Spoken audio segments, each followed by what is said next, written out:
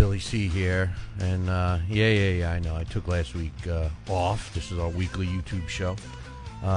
Before I even get started, there's really only a couple of things I'm going to talk about today, but again, I get some bad news to report.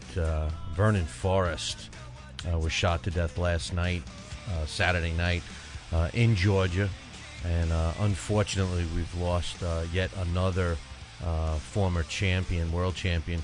And Vernon Forrest was a guy that had his ups and downs in the ring, but was planning another comeback, according to Gary Shaw. Apparently, the way the news has been reported, he was pulled into a gas station and put some air in his tires of his car, and there was a robbery going on, and they tried to carjack him, and basically, he was armed. He tried to, chase down the guys that were trying to take the car, and gun battle, and I guess he took 7 or 8 shots, one being in the head, and he's dead. So I guess more will be uncovered about that. So our condolences go out to Vernon Forrest and all his family and friends, and again, our boxing community has lost yet another great boxer. I mean, it's a shame. We've gotten 3 in the last couple of weeks: Arturo Gotti and Alexis Arguello. So one other sad note I got to pass along as well is that Octavius James, he was a promoter for 1 in a Million Incorporated, up-and-coming promoter. Great guy. I got to talk to him a couple of times myself. He passed away in his sleep. So we got two bad things that happened. So our condolences go out to Octavius James, friends and family as well. So with that sad news put aside, I just wanted to talk about a couple of things. One, Friday Night Fights, Antonio Escalante scored a 10-round unanimous decision over Cornelius Locke. It was a one-sided fight, but it was very entertaining. He's currently ranked at number 3 by the WBA and WBO, so I'm sure he's going to be moving ahead towards a world title shot. His record now is 20 wins, 2 losses, 13-0, coming by KO. Cornelius Locke, who was a decent opponent. A lot of people didn't think he was going to be competitive at all, but we said on the Talkin Boxing with Billy C show earlier in the week that Cornelius Locke would be a decent competitor, and although he was game, Escalante showed that he was the better fighter. One thing I got to point out, it was announced that BJ Flores, listen, I've talked a lot about BJ Flores, and I think he's a fraud. I can't say anything less than that. I think BJ Flores is a fraud. And he's going to be getting on that Roy Jones Jr., Jeff Left Hook Lacey card coming up in August. Guaranteed he's going to fight a bum. Okay, he has fought one good guy, and that was the Dingaling Man. Other than that, he has fought nobody. BJ Flores is a fraud. If he was as good as he says he is, he'd be fighting better cruiserweights out there than the bums that he faces, okay?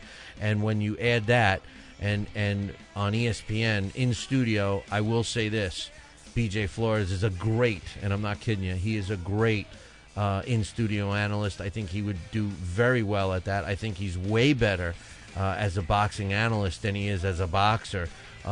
And reversely, B-Hop is way better as a boxer than he is as a guest analyst.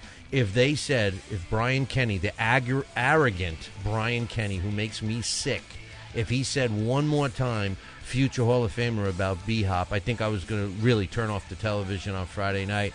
B-Hop, you're a great fighter. You're terrible in studio.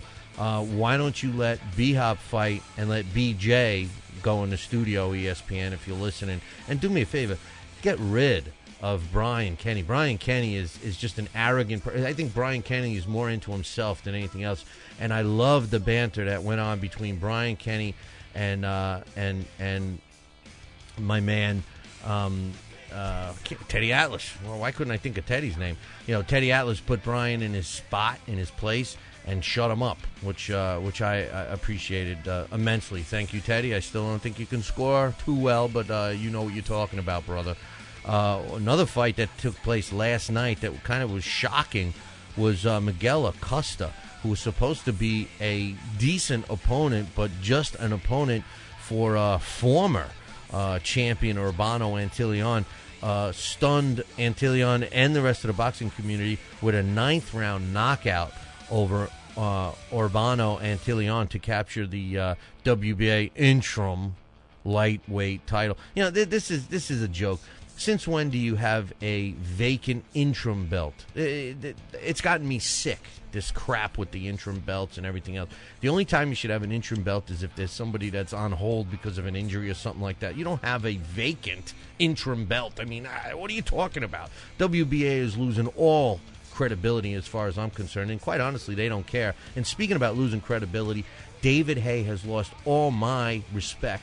Here is a guy that I felt I had an up and down feelings about David Haye. I finally was hoping that he would get a shot. He got his shot. He backed out of the fight with Vladimir. He turned around. He ended up securing a fight with Vitali, and he backs out and takes the easier way. When I put my businessman hat on, I agree with David Haye. He's looking for the easiest way to make money, which I agree with. You know, I can't knock him for that. But when I put my boxing hat on, I say to David Haye, those shenanigans are the reasons why people think boxing sucks, because it's the shenanigans and BS that David Haye does. You know, I couldn't agree with Vladimir Klitschko more when he said that he is just unprofessional, immature. And you know what, David Haye? I was pulling for you. I was hoping you were going to bring excitement to the heavyweight division. I was hoping that you were going to beat one of the Klitschkos. I was hoping that all of these things would happen. But now all I hope is that you get your you-know-what beat from one end of the ring to the other, and it does not look likely since he's fighting a guy that, in my opinion, is the Shaquille O'Neal of boxing, in the giant himself, Nikolai Valuev.